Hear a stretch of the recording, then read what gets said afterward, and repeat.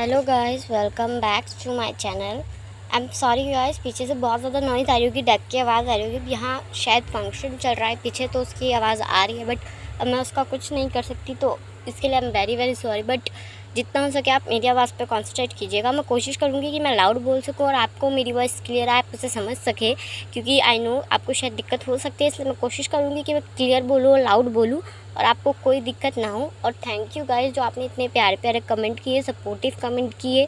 मैं चाहती हूँ कि आप ऐसे ही मुझे आगे भी सपोर्ट करते रहें, वीडियो को लाइक करते रहें और कमेंट करते रहें, ताकि मुझे इंस्पिरेशन मिलती रहे कहानी के लिए। Thank you. चलिए आगे स्टोरी की स्टार्टिंग करते हैं। स्टोरी की स्टार्टिंग वहीं से होती है जब लैंजन और वुबिन जो है दोस्त बन जाते हैं। यहाँ से सीन शिफ्ट होता है और कुछ दिन बाद का दिखाया जाता है, जहाँ अब वुबिन भी उन सबके साथ बैठ के ही खाना खाने लग गया होता है। विंग को ये देखकर पसंद नहीं आ रहा था और वो उसे बिल्कुल भी ये देखकर अच्छा नहीं लग रहा था। वुबिन और लैंजन की नज़दीकियाँ देखकर, उन दोनों को इतना करीब देख, इतना फ्रेंडली लैंजन को किसी और से बात करता देख, क्योंकि लैंजन इतना ओपन आज तक किसी से भी नहीं हुआ है। वो विंग से ही बात करता है और विंग से भी वो बहुत ज़्यादा कम बात करता है। ज़्यादातर विंग ही शुरुआत करता है बात की और लैंजन सिर्फ सुनता है। बट जो वो यहाँ सीन देख रहा है वो बिल्कुल उल्टा है। लैंजन बोल रहा है और वुबिन सुन रहा है और उन दोनों की काफ़ी बार बात करते करते बहस हो जाती थी, काफ़ी बार नोक झोंक हो जाती थी, जिसे देखकर सब हैरान भी हो जाते थे, क्योंकि लैंजन की पर्सनैलिटी में ये था ही नहीं किसी से लड़ना झगड़ना। क्योंकि वो इंसान जो किसी से बात नहीं करता, वो लड़ झगड़ कैसे सकता है। और ये पर्सनैलिटी सबके लिए नई थी जो लैंजन के अंदर देख रहे थे। उनकी दोस्ती काफ़ी ज़्यादा अच्छी हो गई थी। जहाँ वुबिन ने भी लैंजन के घर आना शुरू कर दिया था, वो बीच बीच में लैंजन के घर भी आता, उसके के साथ काफ़ी ज़्यादा टाइम स्पेंड करता। वो लोग साथ में कुकिंग करते और काफ़ी ज़्यादा एंजॉय करते। लैंजन भी वुबिन के घर काफ़ी बार जा चुका था। उसका घर काफ़ी ज़्यादा बड़ा था, हालांकि उसने सिर्फ घर यूं ही ले लिया था क्योंकि वो कोरिया में हमेशा तो नहीं रुके, चाइना में हमेशा तो नहीं रुकेगा। उसे एंड में वापस अपने घर कोरिया जाना ही है। फिर भी उसने चाइना में इतना एक्सपेंसिव घर ख़रीदा है, जिसे देखकर लैंजन हैरान भी था और उसने वुबिन को ताना भी दिया था कि इतने पैसे हैं तो किसी की मदद ही कर दे, इसके लिए इतना उड़ाने की क्या ज़रूरत है। तब वुबिन ने लैंजन से कहा था कि अगर पैसे कमाओ और उसमें अगर अपनी अच्छी सी ज़रूरतें भी पूरी ना कर सकूं, तो फिर उस पैसे का फ़ायदा ही क्या। और मैं जहाँ रह रहा हूँ, मैं चाहता हूँ वहाँ हर तरह का कंफर्ट हो, हर तरह का, यानी हर तरह का।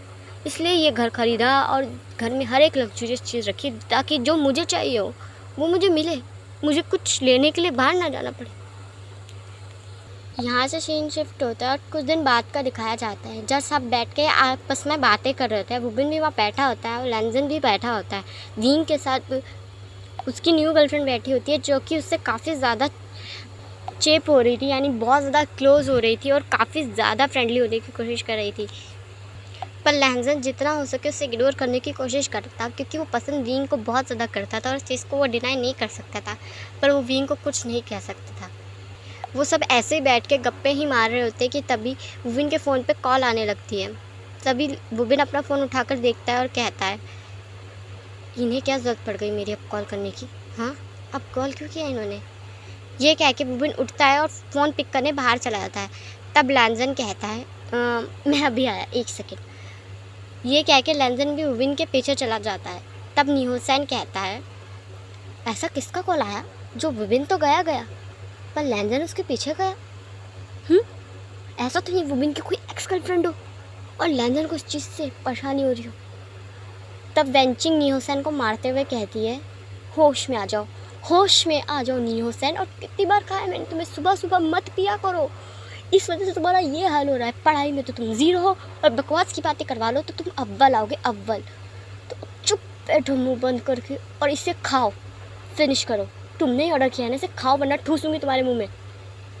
तब न्यूसेन कहता है, मेरे ही पैसों का खाना है फिर भी इतना गुस्सा करती है, जब देखो गुस्सा करती रहती है। तुम्हें क्या लगता है तुम सबकी टीचर हो यहाँ। तब वेंचिंग कहती है, बन के दिखाऊं, तुम्हें पिटना है मेरे हाथों से। तब न्यूसेन कहता है, नहीं मैं खा रहा हूँ इसे, मैं खा ही रहा हूँ इसे, मतलब बहुत टेस्टी है, मैं क्यों छोड़ूंगा, अच्छा है मैं खा रहा हूँ। ये कह के न्यूसेन खाने लगता है और वेंचिंग विंग की तरफ देखने लगती है, क्योंकि विंग लैंजन की तरफ ही देख रहा था जब लैंजन उठ के वुबिन के पीछे गया था। यहाँ से सीन शिफ्ट होता है और वुबिन को दिखाया जाता है जो अपने डैड से काफ़ी ज़्यादा रूड तरीके से बात कर रहा होता है। तब लैंजन से काम डाउन करते हुए कहता है, इजी इजी, प्यार से पूछो किस लिए फ़ोन किया है, वो जवाब देंगे। तब वुबिन अपने आप को काम डाउन करते हुए कहता है, हाँ ओके, क्यों फ़ोन किया आपने? तब उसके डैड फ़ोन पे से कुछ कहते हैं। तब वुबिन कहता है, आपका दिमाग। तब भी लैंजन कहता है, धीरे, गुस्सा करने की ज़रूरत नहीं है, आराम से बोलो, ठीक है, आराम से बोलो। तब वुबिन कहता है, आपको क्या लगता है कि मैं फ्री बैठा हूँ या डैड? आप एक कॉल करेंगे कि कोरिया आ जाओ, मैं कोरिया आ जाऊँगा, आपको मजाक लग रहा है ये सब? हाँ, मैं नहीं आ रहा, ठीक है।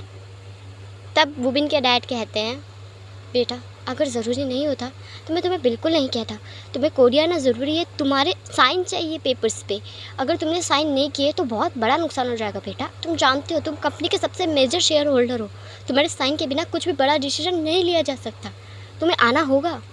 तब वुबिन कहता है, जब आप मुझे यहाँ से भेज रहे थे, हाँ, तब याद नहीं आया कि मैं सबसे बड़ा शेयर होल्डर हूँ? तब याद नहीं आया सबसे ज़्यादा शेयर्स मेरे पास है? अब आपको मेरी ज़रूरत है तो बुला रहे, जब नहीं थी तो भेज दिया, मजाक हूँ मैं आपके लिए, मजाक हूँ? तब उसके डैड कहते हैं, वुबिन बेटा मैं तुम्हारा गुस्सा समझता हूँ, अच्छे से बिल्कुल समझता हूँ, पर मैंने तुम्हें एक बेहतर इंसान बनने के लिए चाइना भेजा है, क्योंकि मैं जानता हूँ कि जब तक तुम कोरिया में हो तुम मेरी नहीं सुनोगे, क्योंकि यहाँ सब कुछ तुम कर सकते हो। ये स्कूल तुम्हारा था, कॉलेज तुम्हारा था, हर एक रेस्टोरेंट, होटल, लगभग आधी से ज़्यादा चीज़ें हमारी है, इसलिए तुम जो चाहे वो करते हो, किसी की नहीं सुनते। इसलिए मैंने तुम्हें देश से बाहर भेजा कि एटलीस्ट तुम रूल्स को फॉलो करोगे, किसी की सुनोगे। मैं तुमसे नफ़रत नहीं करता बेटा, कभी नहीं कर सकता। तुम अपनी माँ की और हमारी मोहब्बत की एक आखिरी निशानी हो, तुमसे नफ़रत कैसे कर सकता हूँ मैं? तब वुबिन कहता है, बस कीजिए, बस कीजिए, आपको क्या लग रहा है इन सब बातों से मैं मान जाऊँगा? तब लैंजन कहता है,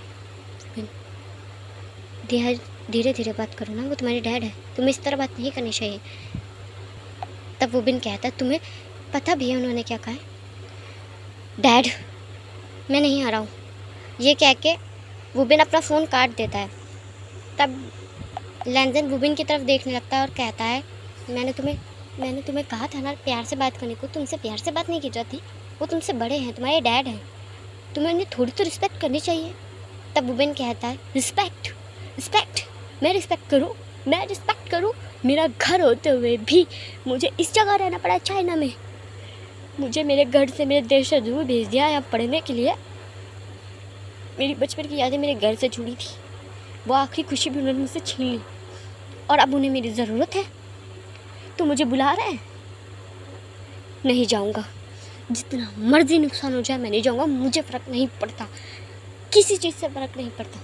ये कह के जैसे वुबिन जाने लगता है तो लैंजन वुबिन का हाथ पकड़कर कहता है, तुम्हें पड़ता है, तुम्हें बहुत ज़्यादा फ़र्क पड़ता है, किसी के होने ना होने से, किसी की खुशी या दुख से तुम्हें फ़र्क पड़ता है, क्योंकि मैं तुम्हें जानता हूँ वुबिन, मैं इतना तो तुम्हें समझ चुका हूँ कि तुम बुरे इंसान नहीं हो, तो खुद को बुरा दिखाना बंद कर दो, ये प्रिटेंड करना बुरा बंद कर दो कि तुम बुरे हो, तुम सबसे बुरे हो, बैड बॉय बनना बंद कर दो प्लीज़। मैं तुम्हें अच्छे से जान चुका हूँ, तुम्हें फ़र्क पड़ता है। जिस इंसान को ये तक फ़र्क पड़ रहा हो कि उस छोटे से पपी ने कुछ खाया होगा कि नहीं, वो इंसान दूसरे इंसान के बारे में नहीं सोचेगा, वो भी अपनी फैमिली के बारे में। तुम एक बेजुबान पपी को, जिसे तुम जानते तक नहीं हो, उसे खाना डालने कितनी दूर जाते हो, क्योंकि तुम उसे भूखा नहीं देख सकते। तो तुम अपने परिवार के साथ ऐसा बिल्कुल नहीं कर सकते। मैं जानता हूँ कि तुम इतने बुरे नहीं हो, बस तुम हट हो, तुम थोड़ी सी तकलीफ में हो, तुम्हें बुरा लगा है और ये तुम दिखा रहे हो कि तुम हट हो, पर ये तरीका सही नहीं है वुबिन। ये किसी को दिखाना कि मैं हट हूँ, वो भी इस तरीके से नहीं।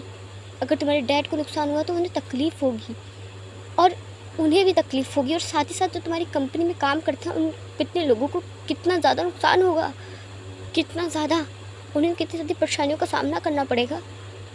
तुम ये नहीं कर सकते वुबिन, तुम्हें कोरिया जाना चाहिए एक बार, बस साइन करके वापस ही तो आना है ना।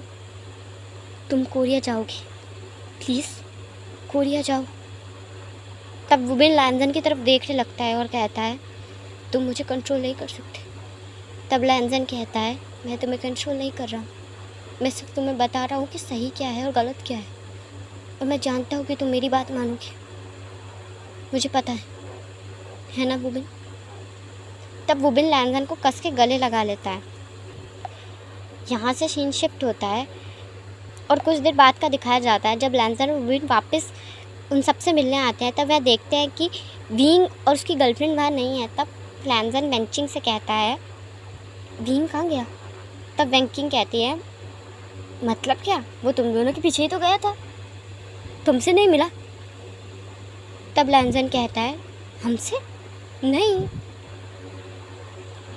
यहाँ से सीन शिफ्ट होता है और विंग को दिखाया जाता है जहाँ विंग ये सोच के काफ़ी ज़्यादा परेशान हो गया था कि वुबिन का कॉल आया तो लैंजन उसके पीछे क्यों गया है और इतनी देर से वो दोनों अकेले क्या कर रहे हैं, आखिर ऐसी भी क्या बात होगी जो उन्हें इतना टाइम लग रहा है। ये सोचते हुए विंग भी वुबिन और लैंजन के पीछे गया था, पर जब वो वहाँ आया तो सब बात ख़त्म हो चुकी थी। तब उसने देखा कि लैंजन ने और वुबिन ने एक दूसरे को हक कर रखा है, जिसे देखकर विंग काफ़ी ज़्यादा गुस्से में वहाँ से उतरा था और कॉलेज से चला गया था। चलिए गाइस, मैं इस पार्ट को यहीं एंड करती हूँ। आपको ये पार्ट कैसा लगा मुझे कमेंट में ज़रूर बताइएगा। वीडियो को लाइक, चैनल को सब्सक्राइब ज़रूर कर दीजिएगा।